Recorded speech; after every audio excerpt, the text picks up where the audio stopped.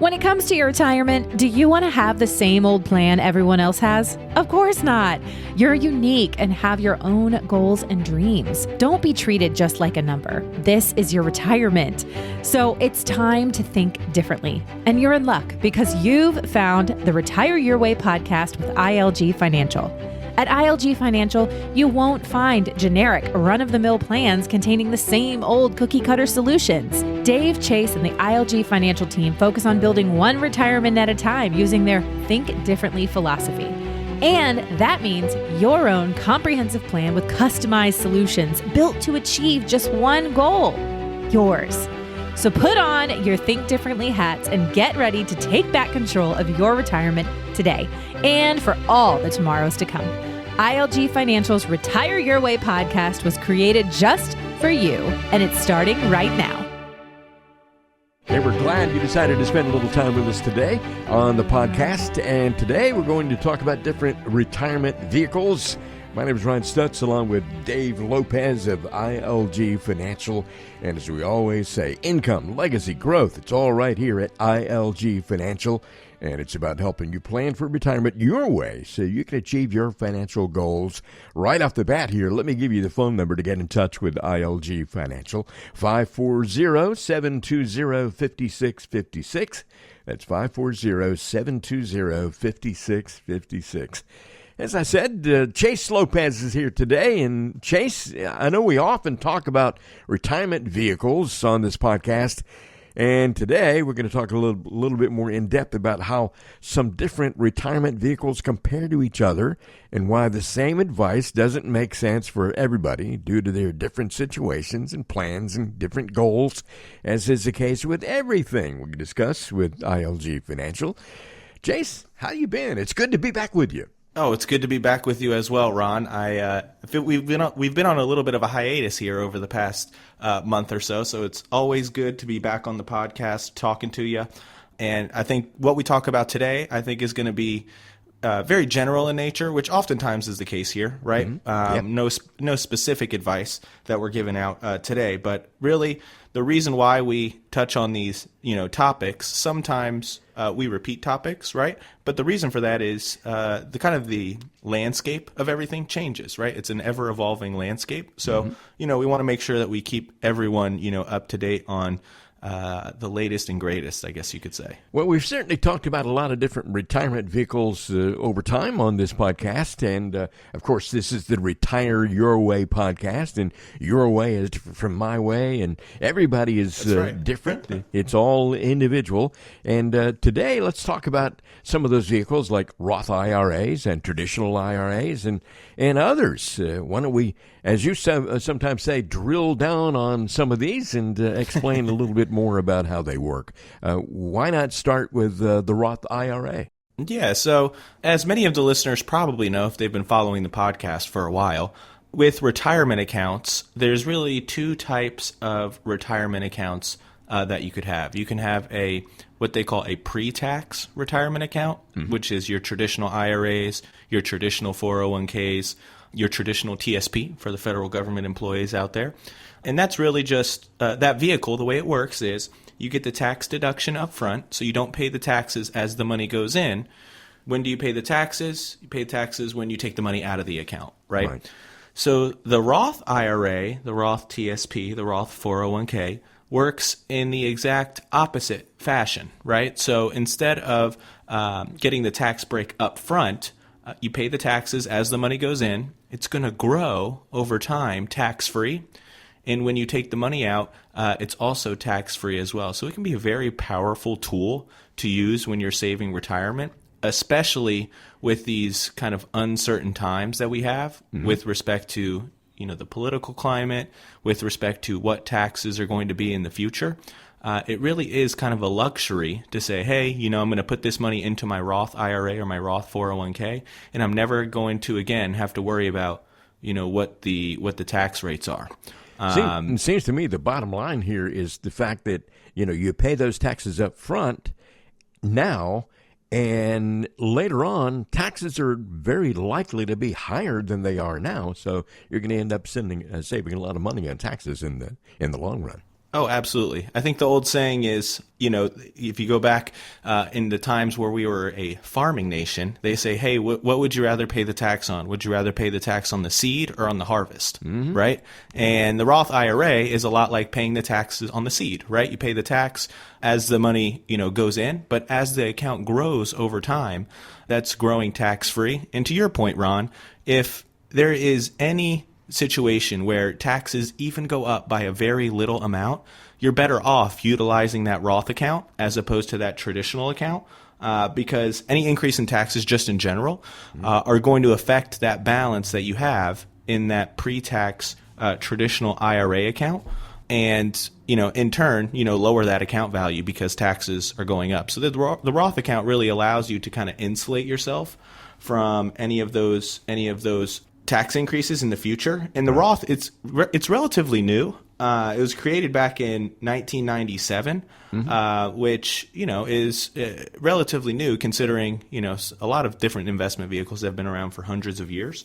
So it's getting on the radar for a lot of people, and I think it's especially important for younger folks out there that are just getting started saving for retirement, or are pretty far away from retirement, to really think about utilizing this Roth IRA, because political leanings aside, right, the tax environment that we're in is actually historically low when you look back on history. Yep. And we have a lot of debt as a nation, right, a lot of things to pay for. And the way that those things get paid for is by us as citizens, right? Yeah. We get the government taxes us, and they use the tax dollars for programs and running the government and all those sort of things. So as those bills increase, the amount of money they have to take in, the government that is, will have to increase as well. So this is one of the things where we're looking out, 20, 30 years out, if you're, that far from retirement, and you can really put yourself in a great position by, utilizing the Roth IRA or the Roth 401k option. Our government definitely has proven that it can spend a lot of money. They are good spenders, aren't they? Yeah, I mean, if you don't have well, money, I guess good is relative, right? They spend a lot. Good, maybe that's up for interpretation. Mm-hmm. Well, and if you don't have money, just print more. Right. And right. I've heard it said that the Roth IRA is the single greatest account to own, and I've also heard it said that it's not a joint account with Uncle Sam like other accounts are. What exactly does that mean? It's not a joint account with Uncle Sam. Yeah, so I like the way you phrase that, Ron, a joint account with Uncle Sam. So let's compare the traditional IRA to the Roth IRA, right? Okay. So the traditional IRA, like we talked about before, that's a pre-tax account, right? So the money goes in, it grows, haven't paid tax, you pay the tax when the money comes out. So let's say that account grows to, and I'm just using random numbers here, right? Okay. But let's say that account grows to $500,000 by the time you get to retirement. Okay. Well, you look at your account value, you get your statement every month, and you're like, hey, I save $500,000. That's awesome. I'm well on my way. Well, the reality is you don't actually have $500,000, right? You have $500,000 less whatever the taxes are, right? Mm-hmm. Because that's how you can get the only way to get the money is to pay the taxes. So right. The reason why I like your phrase, the joint account with Uncle Sam, is this is kind of, I say this question kind of tongue in cheek, but it is true in that you own that $500,000 account, but the government, based on whatever the tax rates are, gets to decide what their take is, right? So if they raise tax rates, well, they're essentially taking more out of that account. Mm-hmm. If they lower tax rates, right, they're taking less, but it's really up to them as to how much they're going to take, and it depends on what's going on in the world, the political climate, all of those different things. So it really is kind of a joint account or a partnership that you have with the government when you're utilizing that type of account. When you contrast that to a Roth IRA, right? Mm-hmm. What the Roth IRA does is it puts you in control, right? So you know exactly how much taxes you're paying on that money as it goes in, right? And the reality is a lot of people do call it the best account to own, right? Yeah. The reality is everyone's situation is a little bit unique. So how much to put in a Roth, how much to put in a traditional really is unique to each individual situation, because everyone has different account values. They have different income levels. They have a different tax situation. Some people have deductions, some people don't. So it's really quite a mathematical and big undertaking to figure out exactly, how much to put in each account. And that's really where we kind of step in and help folks, right? So we can do the math and say, hey, based on your situation, you should do, 10% in your traditional and 90% in your Roth, or, whatever the kind of the case may be. But that's one of many things that we kind of assist folks with, playing that game and getting the right allocation between, that tax deferred bucket and that tax-free Roth bucket. You're listening to the Retire Your Way podcast with Chase Lopez. And Chase, you're doing a great job helping us figure out the differences between tax-free versus tax-deferred here. I think if you take this a little step further here, I have heard it compared to if you go to a restaurant, and I know you like seafood, you go to a restaurant and you order a shrimp cocktail at a restaurant with your family. Well, how in the world does that have to do with Roth IRAs versus regular IRAs? So that is a great analogy. So the way that kind of shakes out, right, is the tax hit on the tax deferred accounts, is a lot like, if you get that shrimp cocktail and you get 3 shrimps. Well, basically, when you order it, it says they give you 3 shrimps, right? Mm-hmm. But let's say you have to pay the taxes on that. Well, now, actually, let's say your tax rate is 30% or 33%. Well, actually, they're only going to bring out, you paid for 3, but they're only going to bring out 2, right? So that it kind of drills the point home of, hey, that account balance you see on your traditional IRA can, often not be your actual account balance. Now, the retort or the argument that people will say is, well, Chase, I get the tax deduction up front. I'll put it in the IRA or the traditional IRA, the traditional 401k. Yeah. And I'll just never touch it, right? So I'll never pay the taxes because I'll never touch the money. And the first thing I say to that is, well, that's a good problem to have. Right? Yeah, really. You save all this money and you never have to use it. If you're never going to use it, why are you saving it? That's right. That's a whole different conversation, right? Yeah. Which is, what is the point of you even saving the money if it's just a number on paper, right? Yeah. But putting that aside, the government for these tax deferred accounts actually requires you, and we've talked about this in previous podcasts, but the government requires you to start taking money out of those accounts. It's called required minimum distributions. Right. So there's really no avoiding it, right? And that's by design, right? The government says, hey, we'll give you that tax break up front, but we want, and quite frankly, need, right? We want and we need these tax dollars, so we're going to force you to take it out, right? Yeah. Or you're going to have to pay a penalty. So there's really no way to avoid that tax burden. And what can end up happening with these required minimum distributions is it pushes folks into a higher tax bracket later in life. So the required minimum distributions, depending on when you were born, what year you were born, start between 73 and 75. So they say, hey, starting at ages between 73 and 75, you have to start taking money out of this account, and you have to take money out of this account every single year. Yeah. You take the money out, shows up on your tax return, right? You have to pay taxes on that. Now, that can be a nuisance for folks as they're getting later on in life, right? As we're in our 70s and our 80s, because now they're taking on this extra taxable income that A, they maybe didn't plan for, and B, now the question becomes, okay, well, this money comes out of these buckets, right, in the form of a required minimum distribution. And here's a big caveat. You actually cannot put that money into a Roth afterwards, right? Mm-hmm. So you've kind of lost the ability to put that money into a Roth once you start the required minimum distributions. Yeah. If you compare that to the Roth IRA, right, there are no required minimum distributions. So going back to the original scenario there, if you were to save money in your Roth IRA, you actually could leave it in there forever and never touch it, right? Mm-hmm. Because the government, they've already got their tax dollars on that. So there's no requirement to start taking money out there. So again, kind of a reoccurring theme of what we're talking about here is the Roth IRA just kind of provides a lot more flexibility, right, for folks down the line. as opposed to the traditional IRA, which is a little bit more rigid, right? And can't offer that same flexibility. Well, I'll tell you, it sounds to me as if the Roth IRA is a very powerful tool. And, of course, you need to use that in a combination with other tools. And, you've told us about all these great things about Roth IRAs, but at the very beginning of the show today, we said we're going to talk about other tools and other things that you can use in your retirement planning. Talk about some others, if you would, Chase, just for a moment here. Yeah, absolutely. So we touched on the Roth IRAs, right? That's your tax-free bucket. We talked about the traditional IRA. So the traditional IRA, traditional 401k, traditional TSP, right? That's that tax-deferred account, that pre-tax account. So that's the one where, hey, you get the tax deduction up front, but that when you pay the taxes, that's when the money comes out. There's a couple of other ways. There's obviously a plethora of other ways to save, right? Oh, I like that word, plethora. Overabundance. Folks. There we go.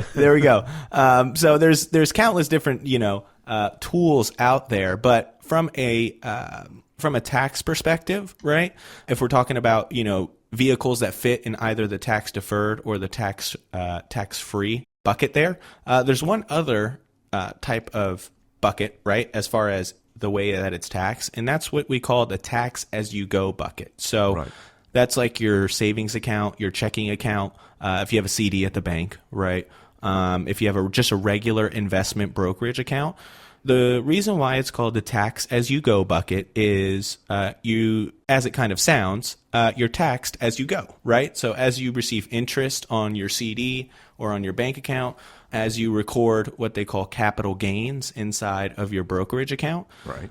You pay the taxes on that money when the event occurs. So if you receive, $1,000 of interest on your CD for the year, for the current tax year, well, then you'll pay taxes on that $1,000, right? So that differs a little bit from the Roth IRA and the traditional IRA. And that bucket, right, has definitely a place in everyone's plan. Now, to what extent, right, kind of depends on the person. So, really what we always kind of recommend to folks is, hey, get with your financial professional to see what your best allocation is with respect to taxes. Because the reality is, on the news and if you read any, finance articles or anything like that, they talk a lot about diversification, right? Hey, don't put all of your money in one stock or, one bond or one fund, right? Diversify across, a bunch of different stocks, a bunch of different funds, things of that nature.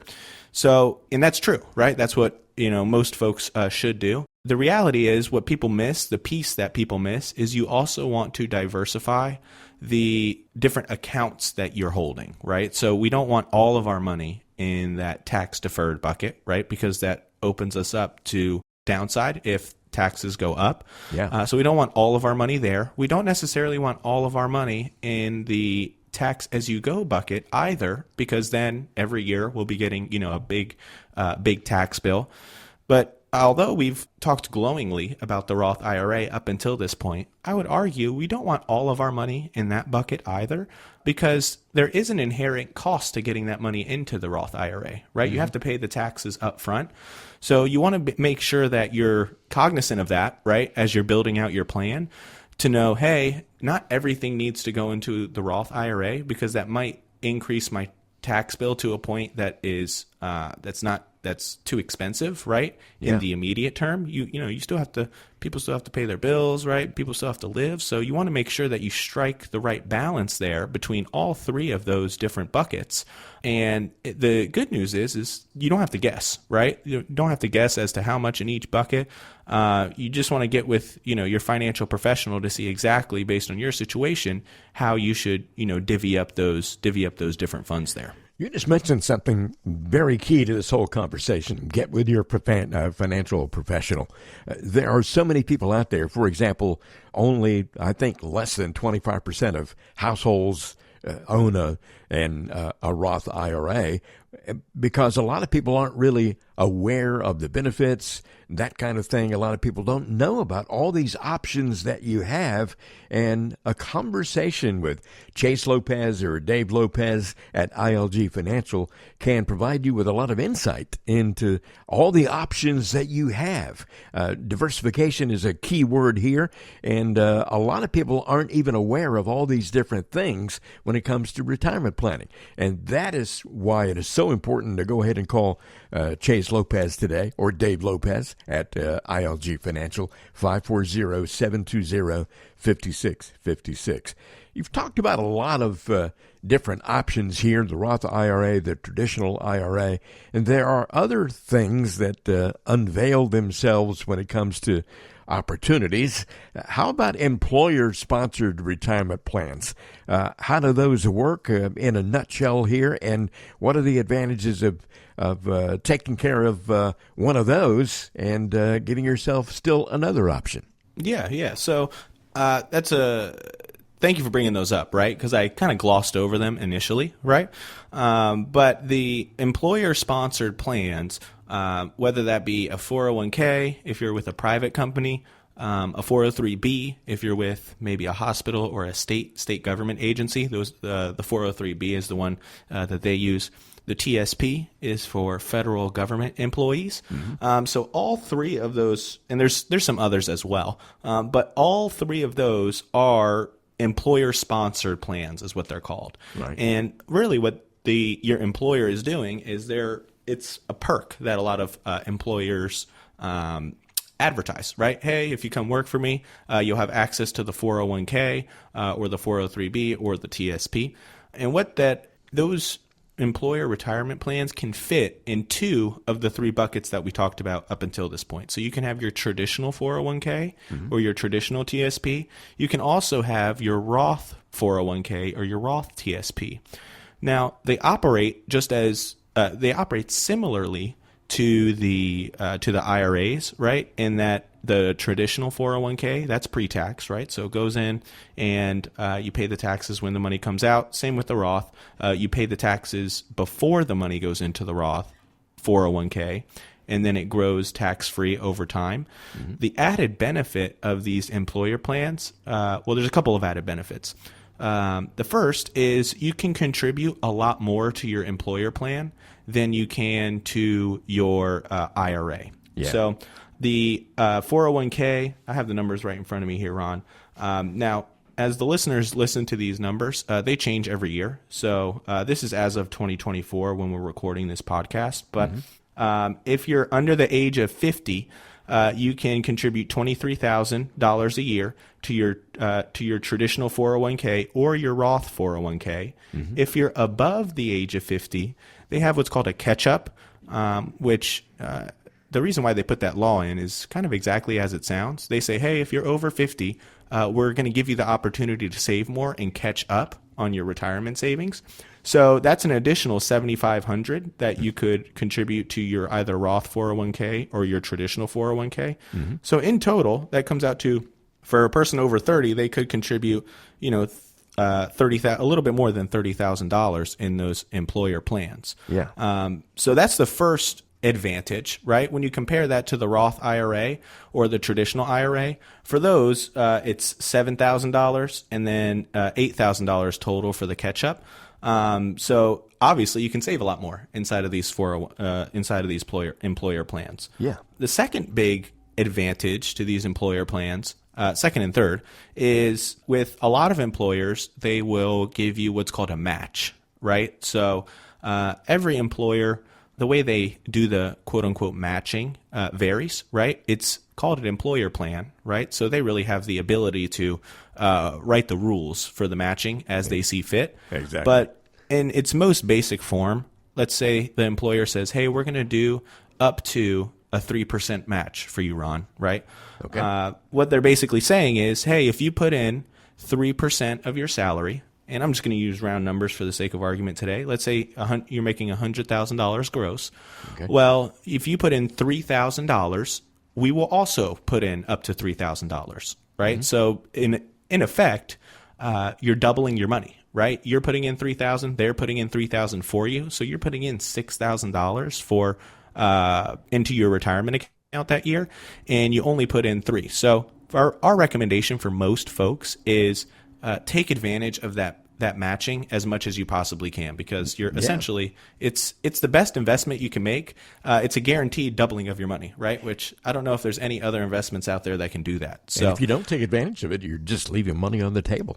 You know? That's right. It's a yearly thing. So if you miss a year, right? Well, they don't say, hey, well, you missed last year, so we're going to give you 6% this year as opposed to 3%, right? Once the year tolls, then that it is what it is. So that's a big advantage to the employer plan. So for all the folks out there that have a 401k, I always recommend folks yearly.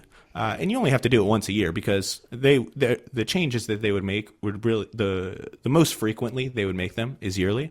I would reach out to your employer and say, hey, is there any updates to the matching, right? Some companies start at 3, and then as you get more tenured in the company, they'll up it a little bit, right? So it goes from 3 to 4, 4 to 5.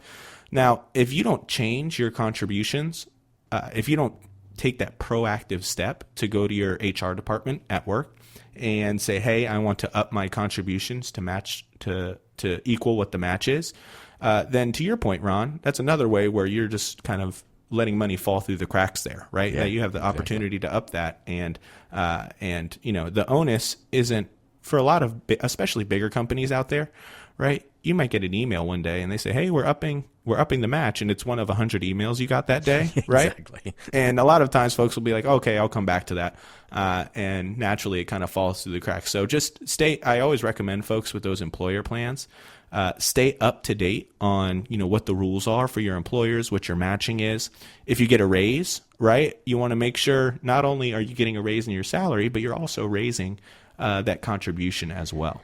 Well, they're not going to go out of their way to let you know that, hey, we're going to give you more money. That's right. That's right. Exactly. The onus falls on you, right? It's up to you to take advantage of that. Hey, while we're on the subject of employer-related accounts, I want to ask you just one more question here today. Everybody knows that medical expenses are really high, and any kind of medical insurance is expensive these days. That's a big concern for a lot of folks. But there is something called an HSA, a health savings account that you can get through your employer. Tell us how that works. Yeah, absolutely. So I'm glad you brought that up, because you're keeping me on schedule today, Ron. I would have definitely forgot about the good old HSA account. One thing before we jump into the HSAs, one last thing on what we talked about with the 401ks and the Roth IRA, the difference between the 401ks and the IRAs. Mm-hmm. The IRAs, right? So those are not the employer accounts. That's the individual retirement account. Right. Whether it be a Roth or a traditional, there are income limitations as far as who can contribute to those accounts.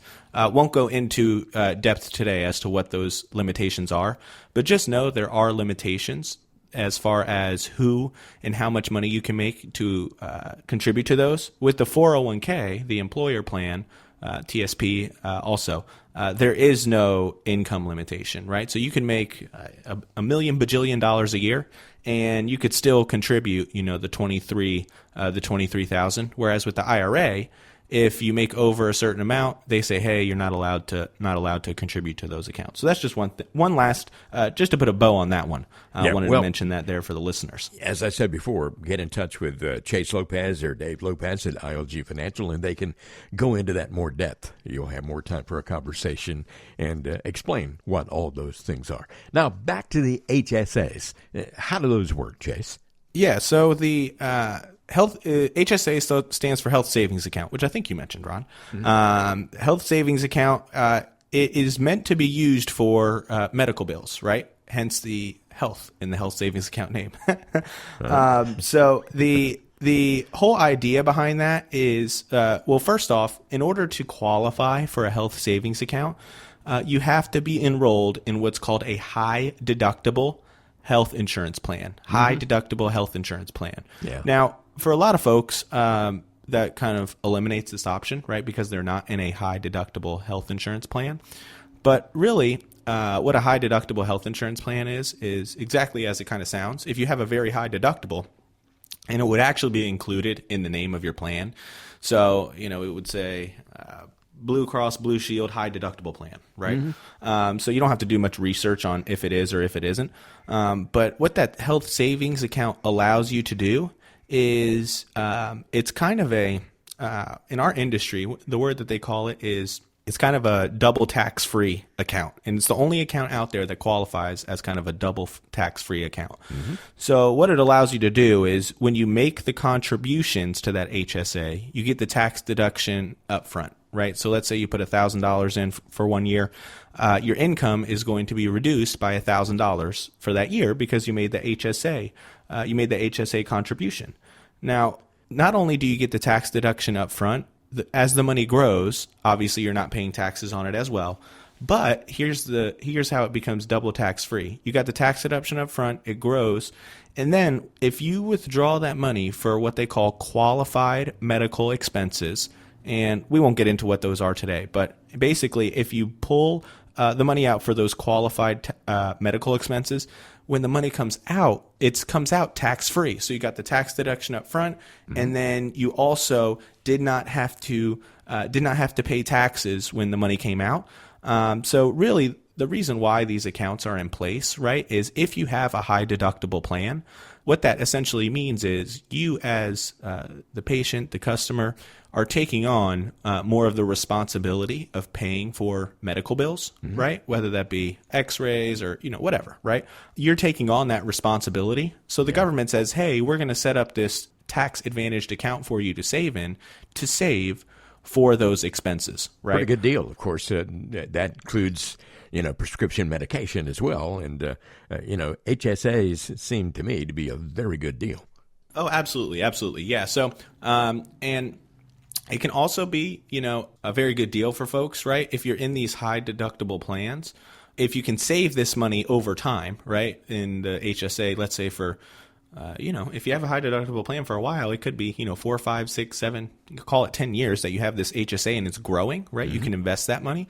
Well, if down the line you have something big that comes up as far as, an injury or any sort of medical expense that comes up that's going to be very expensive for you as the patient. Yeah. Well, now you have this bucket here that is not going to increase your taxes, right? It's been growing, and you can tap it for, any of these big medical expenses. So it's not only good for those, kind of medical expenses along the way, but also really good for those, big time medical expenses that folks, may have in the future. Yeah.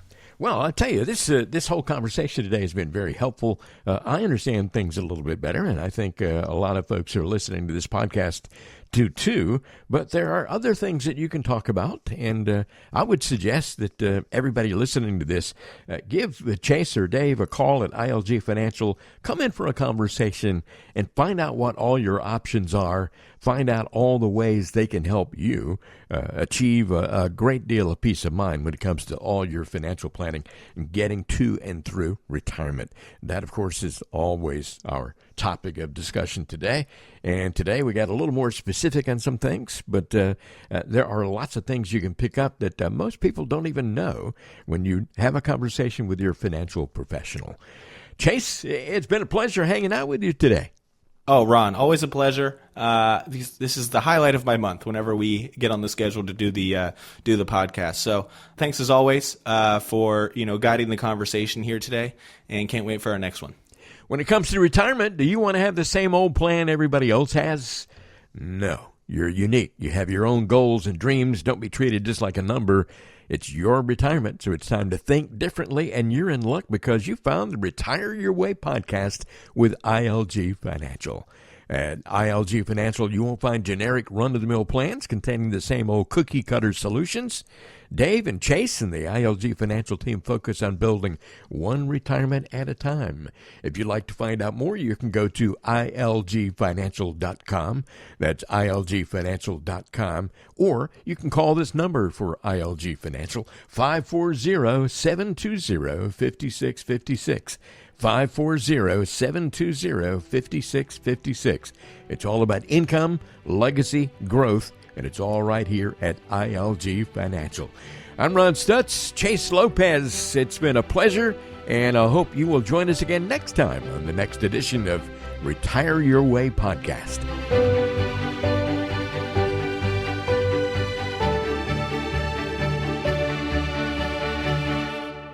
The information provided is for educational purposes only and is not intended as investment advice for any individual or entity. All information contained herein is believed to be from reliable sources. However, we make no representation as to its completeness or accuracy. The views presented today are those of Dave Lopez and do not necessarily represent the views of the Alpha Star Capital Management, LLC.